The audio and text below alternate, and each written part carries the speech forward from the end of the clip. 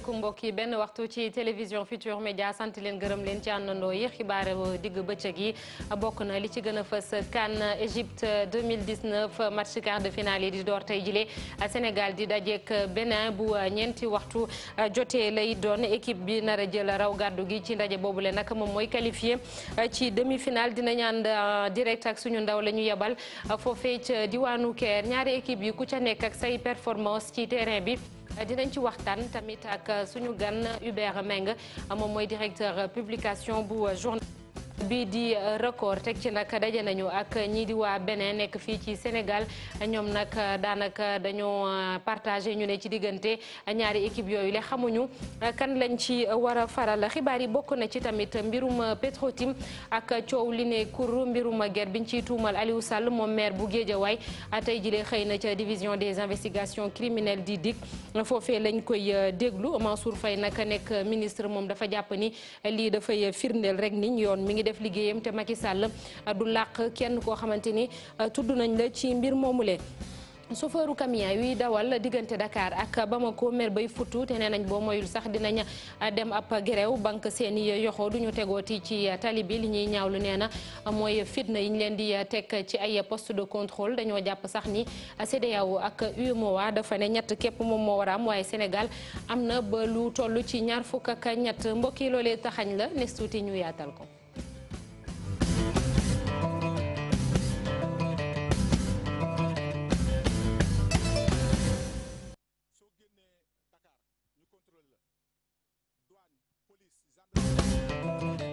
ginnaaw bañ leen a nuyuwaatee ba noppi gañe mbaa toog loolu moom mooy xaar équipe nationale bu Sénégal fële ca CAN bay am ca Égypte ñoom gaynde yi di daje ak ñooñee ñu naan écureuil muy équipe bu Bénin ca Caire bu ñeenti waxtu jotee muy match quart de finale bu njëkk kay jël raw gàddu gi nag faaw moom moo war a dem kon demi-finale match tey bile waruñoo xaarandi kon ay coppite yu bëri bu ñu sukkandikoo rek ci Mamadou Ndiaye muy suñu ndaw la ñu yebal foofee ca Caire ginnaaw ba ma la nuyoo du ba noppi mu mel ni tamit tey tàng na ci bés bi nga xam ne Sénégal ci la nar a dajeek Bénin.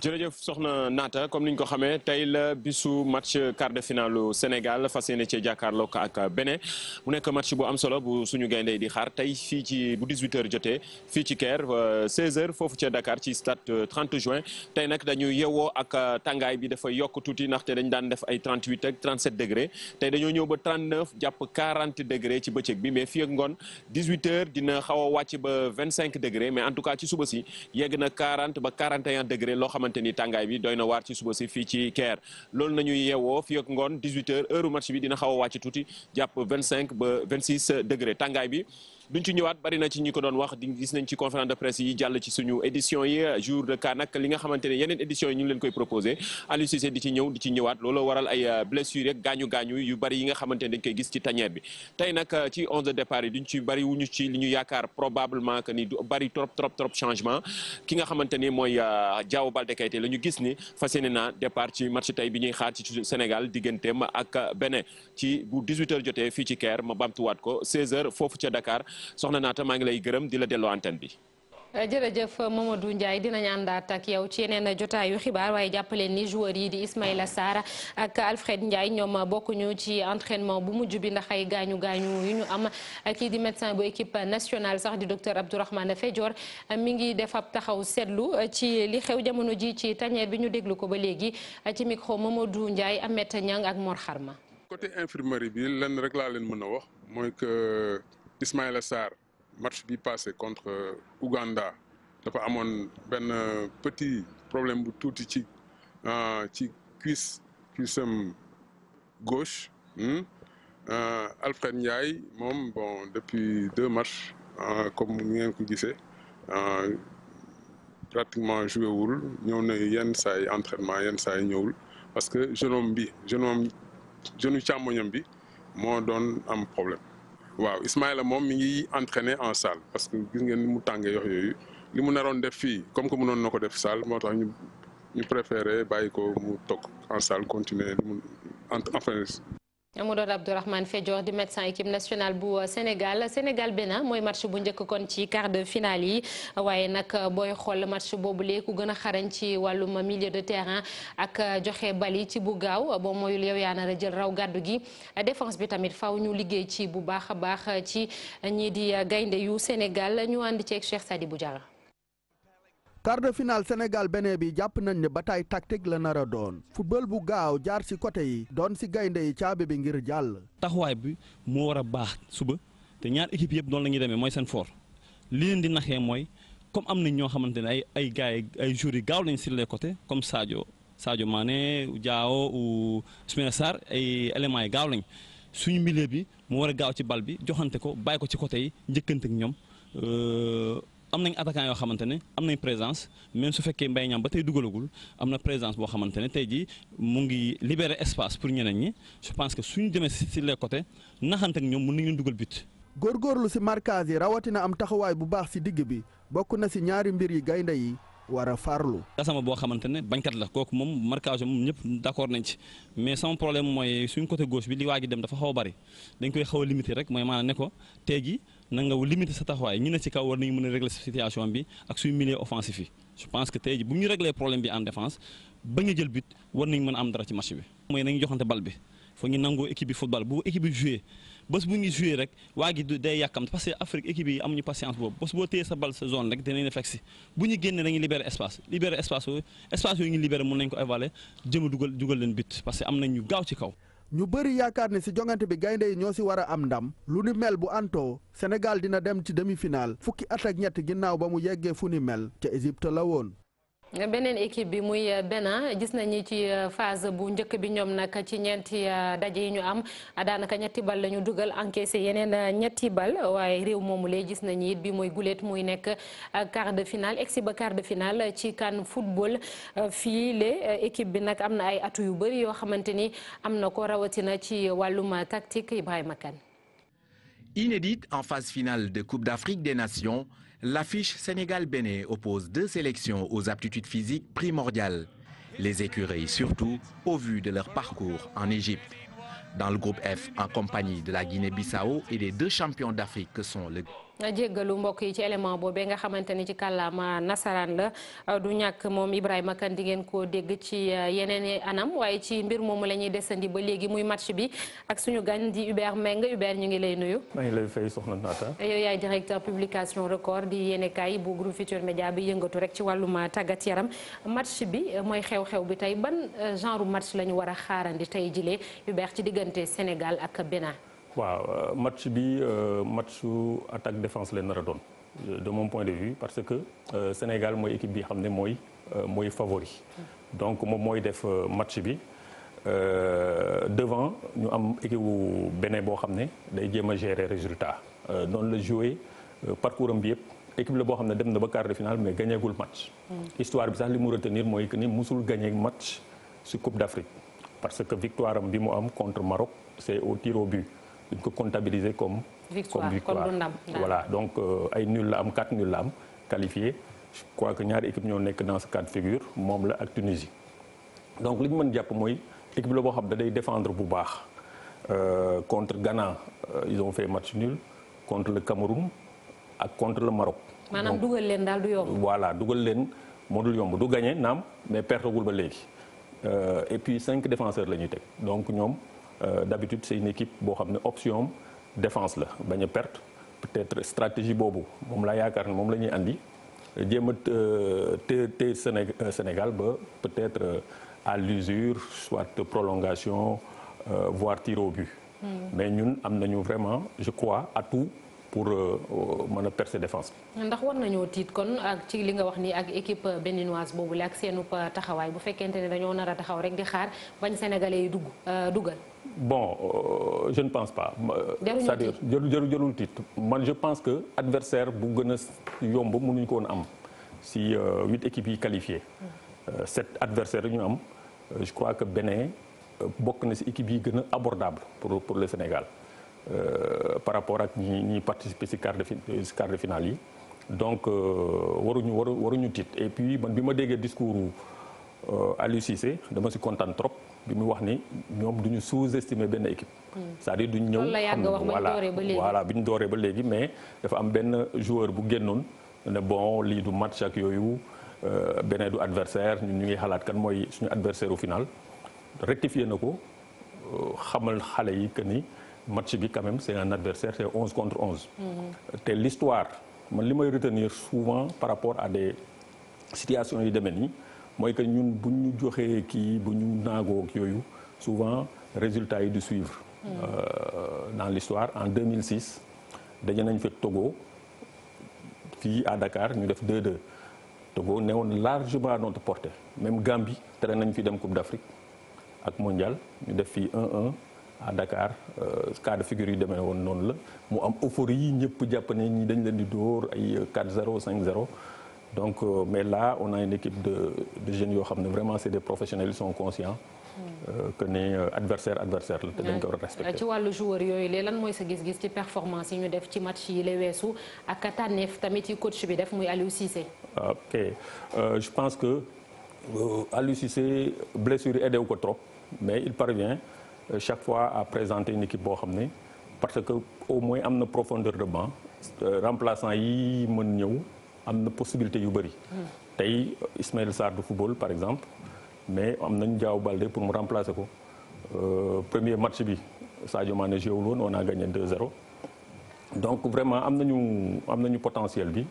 à telle enseigne que souci blessure yi ba léegi pesé wul on a perdu notre gardien léegi ñaari gardien rek la ñu am mais kenn ressentiru ko parce que Alfred Gomis remplacé na valablement Edouard Mendy. ndax Hubert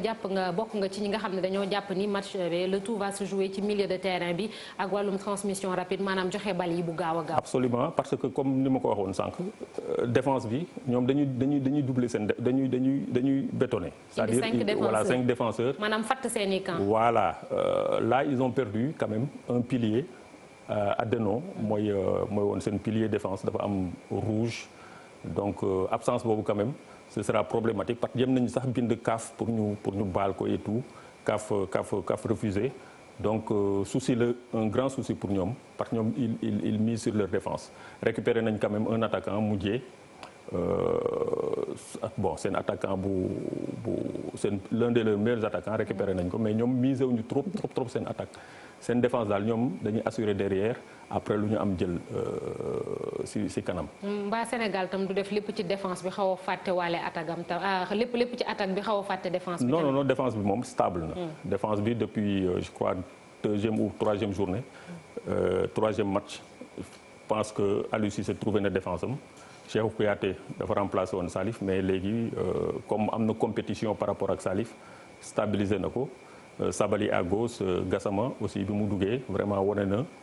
sur le plan défensif ba gagné postom donc défense bi vraiment je crois que stabilisé na ko trouvé na ko et que défense boobu boo moytuwul moo yeggali tournoi bi. beneen mbir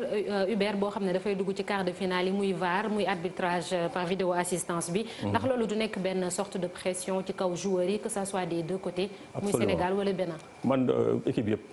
te bi mooy match bu njëkk ci quart de finale. voilà waaw surtout ça moi je pense que et puis ñun gardé wuñu si un très bon souvenir boo rappelé woo coupe du monde bi. amoon nañu fa penalty VAR bi refusé ñu ko contre la Colombie et puis derrière ñu am élimination. Je pense que CAF quand même dafa waroon am courage soit mu instaurer que dès le début wala mu bañ ko instaurer du tout et gis nañu dans les compétitions de club aussi mu am ay ratés ñu dem foofu ñu ne technologie bi doxul ak yooyu. ils ont obligé là alors ñu bàyyi ba quart de finale. oui bon CAF xam nga CAF moom ak ay dañuy bëgg di innover bon ils n'ont pas trop osé. à tel enseigne que sax dañu obligé jël ay arbitres européens boole nag africains yi pour ñu gérer VAR bi je crois que vraiment dañu waroon bàyyi ba lépp mat ñu tàmbali ko dès le début wala ñu bañ ko def bàyyi ba beneen édition boo xam ne dañ koy teg dès le début quoi. laaj bu mujj bi Hubert ça n'a rien de scientifique waaye gis nañ ni kii match bi tamit c'est aussi sur le plan psychologique ndax ñu ngi naan Sénégal dañuy indi seen i sëriñ waa beneen dañuy indi seen i vaudou loolu tamit ñu ngi koy wax ndax loolu tamit c'est ci mentalu joueur yi tam du ci xaw a dox tuuti. bon ay africains lañu. parce que voilà nous sommes des Africains d'un côté comme de l'autre mais je crois que boy quand même nekk nañu suffisamment professionnel ba xam ne dinañ mën a prémunir si loolu Bénin bu fekkoon seen vaudou yi day fonctionner quand même dinañ gagné au moins benn match CAN de toute leur histoire mosuñu gagné benn match donc dans le temps réglementaire ñu ngi door a yegg si fii en quart de finale ñu ngi door a sax jàll deuxième tour. ñun aussi malgré suñuy xarfa foofu ak yooyu yëpp on n'a jamais gagné bien que bon peut-être dopage psychologique lay nekk pour suñu joueurs yi mais je pense pas que loolu am vraiment fondamentalement parce que ñaari équipe yëpp kenn mësul dégg wiiw sur la scène africaine. kon yëf yi daal ci terrain bi la. ci terrain bi la voilà. d'accord Hubert Mbengue ñu ngi lay sant di la gërëm. yow yaay directeur publication journal Record ñu doon waxtaanee match Sénégal Bénin ci kanam tuuti lay doon bu ñeenti waxtu jotee dem nañ nag doxantu ci béninois yi nekk fii ci Sénégal laaj leen li ñu xalaat ci match boobule am na ci ñu bëri ñoo xamante ni nag dañoo am xel ñaar ñenn ñi xalaat ndax dañoo war a faral seenu dëkk wala bokk dëkk bi nga xamante ni moom moo leen dalal muy Sénégal reportage Diariatou Fall ak Mohamed Dieng. Ce mercredi 10 juillet. Les lions vont manger les écureuils waaw alors baag baawee ay waxtu rek des ci match bi war a dox diggante Sénégal ak Bénin waxtaan bi di jollee fu ne lu soxal communauté béninoise bi yeewoo fi ci Sénégal jàpp nañ ni match bi dina nekk bu am solo ci ñoom. En tant que Sénégalais d'origine béninoise bon on va le suivre forcément mu doon nag match boo xam ne bon yaakaar naa doon match bu yomb. ni koy ñu bëri foogee équipe Bénin boo ko xoolee gars yi franchement c'est une équipe qui est très physique match bi xam naa sera certainement forcément ce sera un match tactique mais tamit physique dina ci am solo gars yi bi mu bëggee jàll Sénégalais yi bi mu bëggee jàll équipe Sénégal bu bëggee jàll il faut qu'il se prépare un match mental physique. kii di Awa Mounaya Yanni ñu koy woowee Mouna di ab rappeuse béninoise juddoo fi ci Sénégal nee na match bi gagné na ko ba pare. Je suis sénégalo-béninoise ou si vous voulez bénino-sénégalaise donc quelle que soit l'issue du match ce mercredi je gagne. moom Pascal Alihounou jàpp na ni Sénégal mooy favori bile. équipe bi mel ni Bénin boo xam ne peut-être ñu bëri yaakaar ñoon ni àgg niveau bi bu ñu xasee ba àgg benn niveau dañuy dem ba jeex kon match bi mënul yomb. C'est clair que match bu yomb mais boo xoolee quand même sur le papier les deux équipes bon voilà je crois que Sénégal moo ëpp un peu faveur du pronostic li ci mën am des gens comme moi je le dis 100% béninois parce que de père et de mère béninois 100% sénégalais lëbu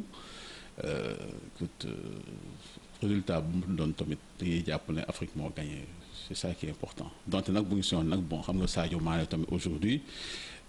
c'est la révélation enfin c'est la star africaine. Sénégal Bénin suba ci àllarba bi lay doon bu ñeent waxtu jotee ndawu Aliou Cissé yi nam mu dem demi-finale mais laata loolu faw ñu gagné. 2-0 pour le Sénégal bon les Béninois nañ ma baal bon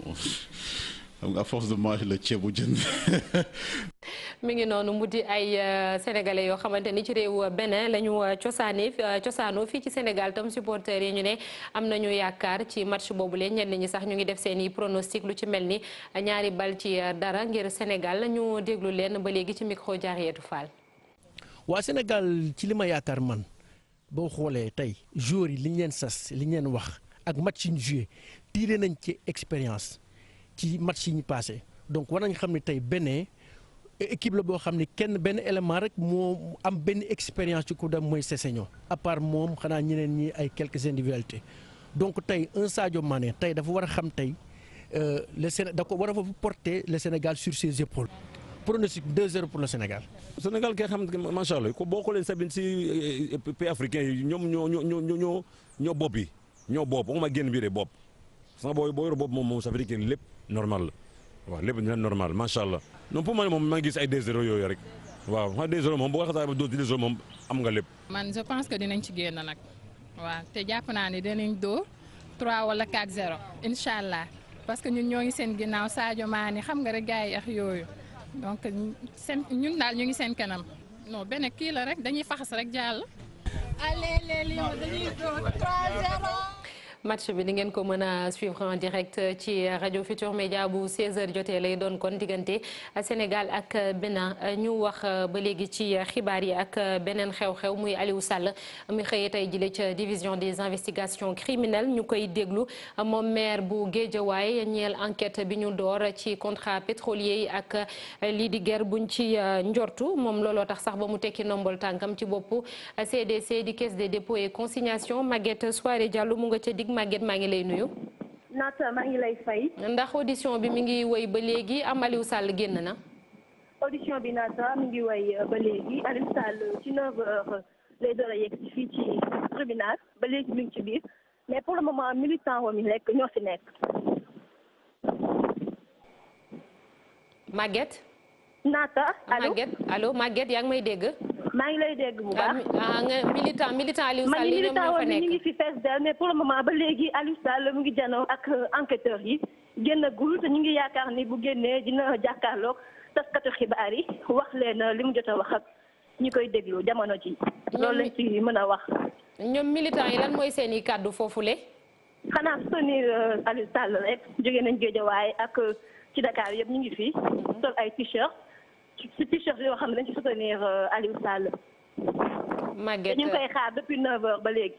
Maguette Souaré Diallo nekk foofee ci division des investigations criminelles ak Aliou Sall mi ngi ciy dellu ci mbir moomule sax nag Mansour Faye dafa jàpp ni lii dafay firndeel ni yoon mi ngi def liggéeyam ba léegi teg ci président Macky Sall du làq kenn ci dossier boobule naam sax nag rakkam la moom ministre du développement communautaire mi ngi woon ca diwaanu Tambacounda ay kàddu Moussa Oumar Gueye moo ko taataan. lu ma mën a wax mooy président de la République. du président wu maanaam njabootu boppam président ñëpp la te ñëpp la yamale amul kenn koo xam ni yamalewu la amul ku muy protéger amul ku muy aar amul ku muy faral donc dafa nekk président boo xam ni dafa ni président c'est un président démocrate et doomu sénégalais yëpp la yamale amul kenn ku ëppale boppam ci moom loolu lay wane donc ñu te li ngay la tal xam nga yu ñuy wax yëpp. c'est normal mais président lu ko ñor mooy bu fekkee ba Sénégal développé wu mu liggéey Sénégal ay digg ay machin truc loolu accessoire la parce que c'est normal c'est des choses qui arrivent dans la vie mais loolu intéressé ko lu ko intéressé mooy Sénégal avancé Sénégal tegu ci yéen ci dëgg parce que dañ ko dénk moom xam nañ Sénégal dañ ko dénk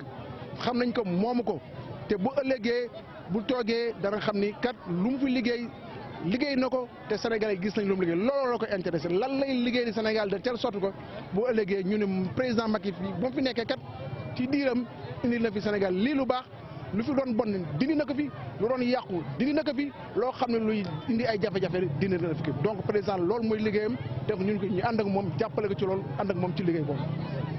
moom ministre Mansour Faye doon inauguré poste de santé bu mandat douane nekk foofee ca diwaanu Tambacounda mu ñeel li di Puma di programme bi ñu fi teg ngir gën a defaraat yeesal diwaan yi nekk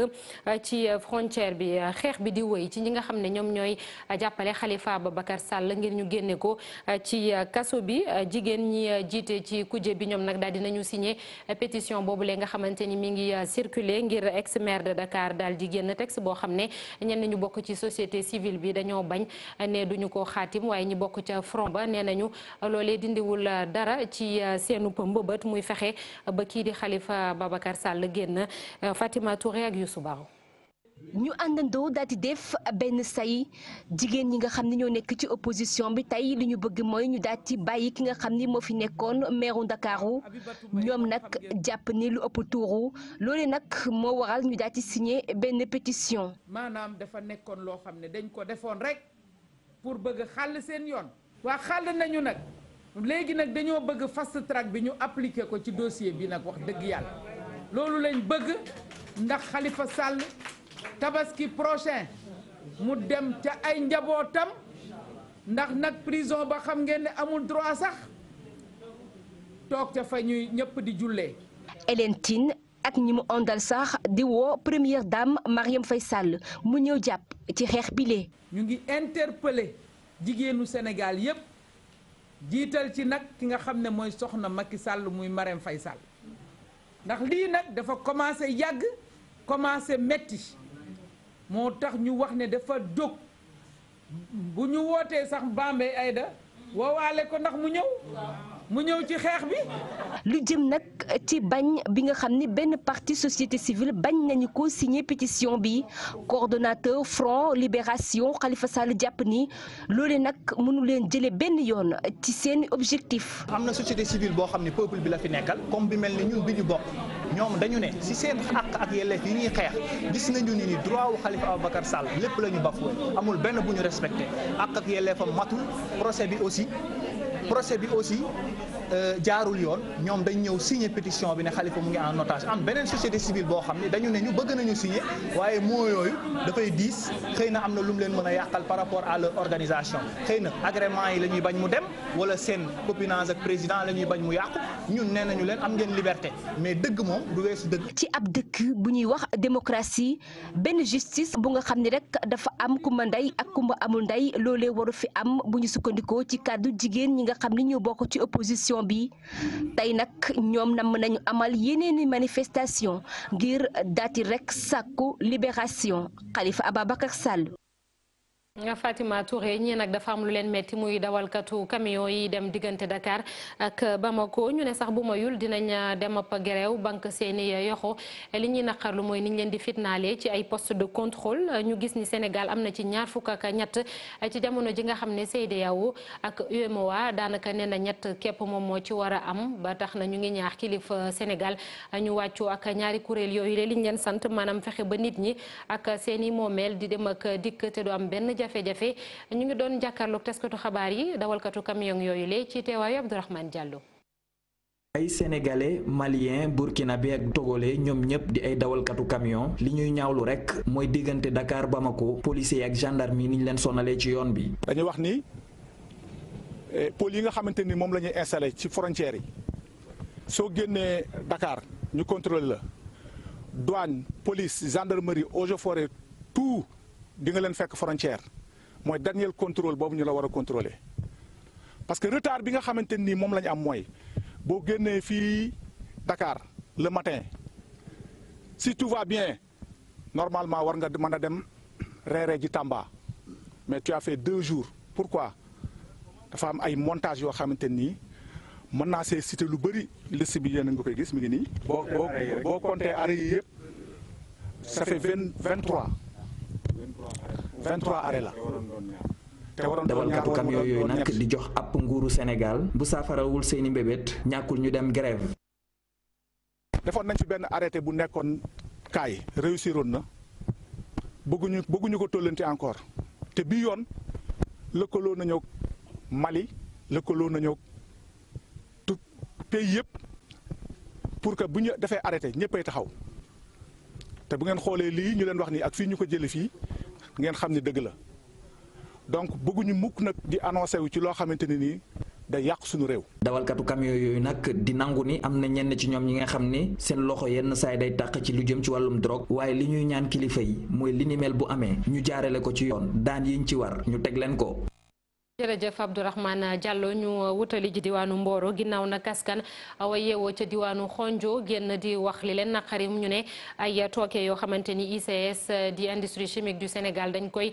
tuur ci lu soriwul seenu dëkk waaye jëwriñ bi ñu dénk wàllum alam bi di Abdou Karim Sall dem na fa xool yëf yi nu mu demee nee na nag waxtaan nag directeur général bu usine yooyu le daal li na koy wax ni amul benn tooke wala sax nag boo ko loolee ñu fay tuur munta yi ne benn loraange ci askan wi wul moom nee na dina am ay jàngat yu ñu def ngir xool ndax dafa am tooke bu dee lu ni mel tamit ñu jëm ci ut ay saafara reportage Cheikh Anta Diop say laatiya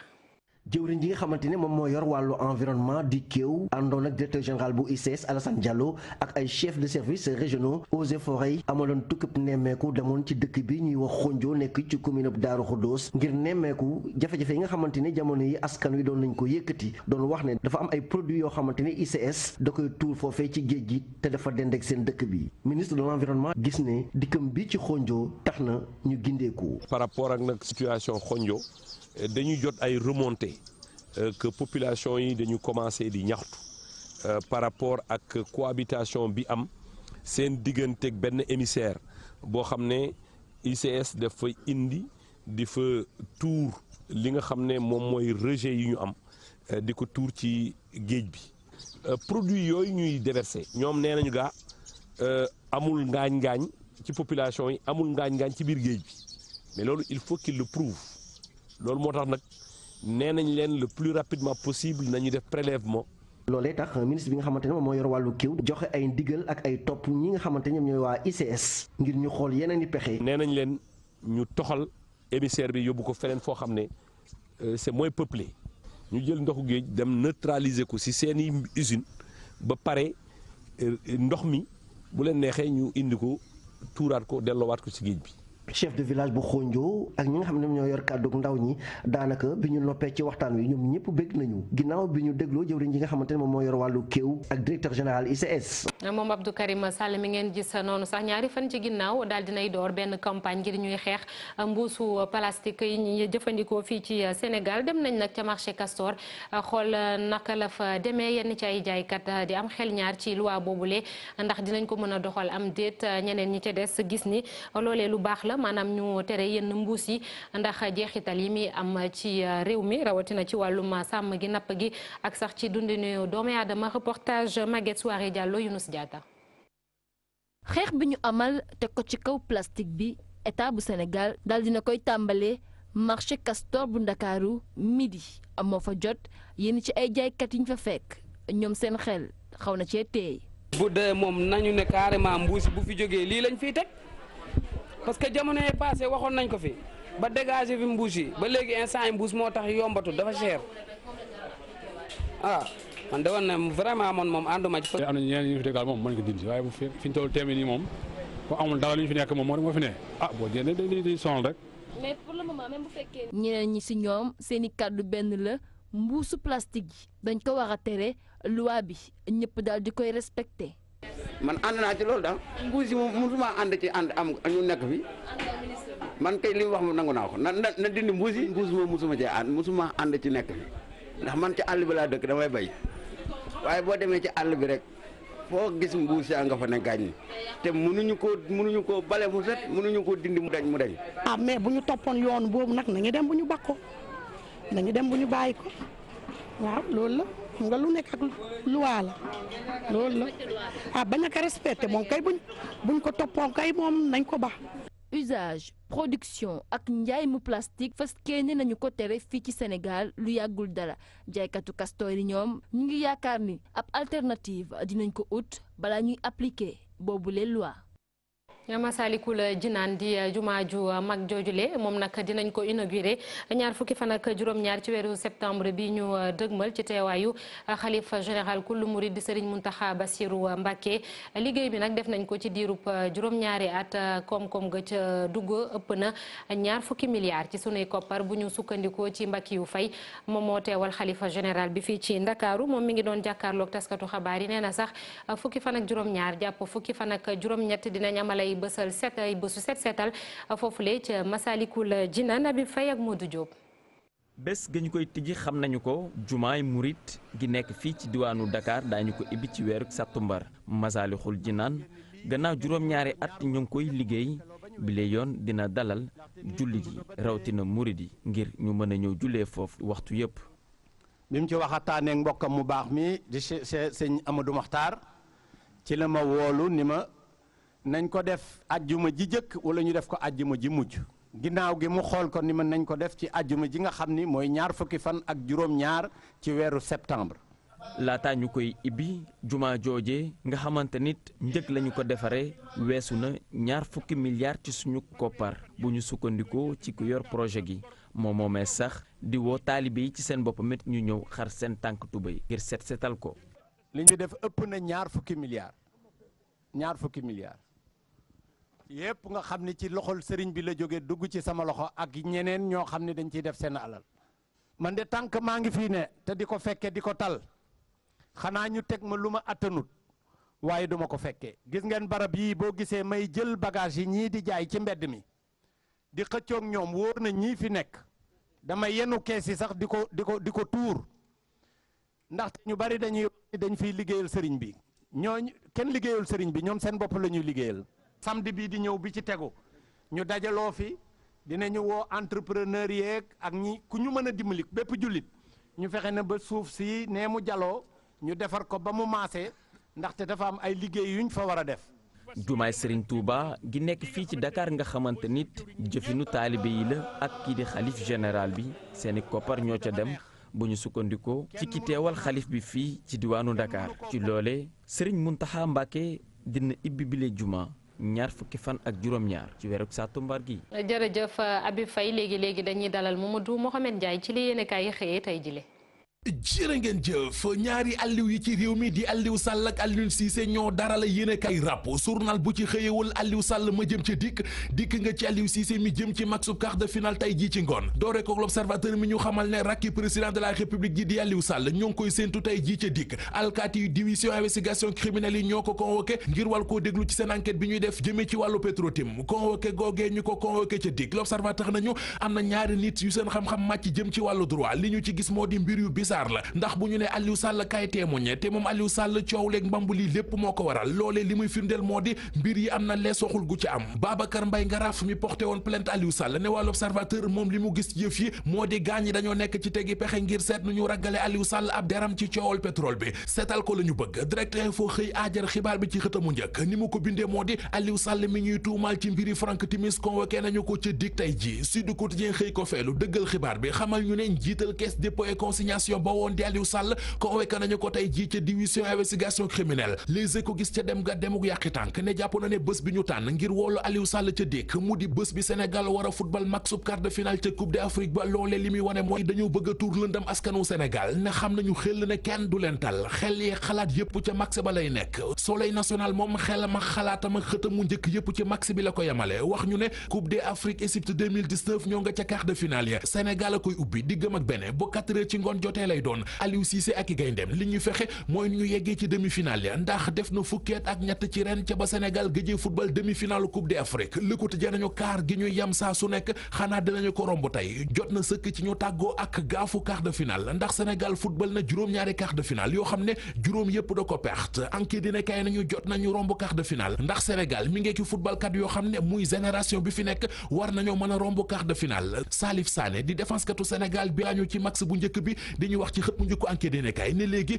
wér na pelek Les Échos nañu muy moom Salif Sané di Krépin Diatta mi ñu doon laam-laamee ak bokkam ci maksub tay bi ñoom ñaar ñëpp wér nañu waaye Ismaïla Sarr ak Alfred Ndiaye ñoom maksub tay bi duñ ca mën a bokk ndax dañoo forfait Michel Ducier di entraîneur équipe nationale bu Bénin ni ñu ci yéenekaay bi Sénégal mi bëgg a gagné coupe bi moo nekk ci pression waaye ñun li ñuy gagné nañu ko ba noppi bu fi yemoon sax mu neex entraîneur équipe nationale bu Sénégal mu di Aliou Cissé ni ñu ci xët mu njëkku las yéenekaay bu ñu sous-estimé waa Bénin rek def gaaf gu rëy Olivier Verdon di benn waay buy football défense ci équipe bu Bénin bi nañu li am ba des daal moo di collectivement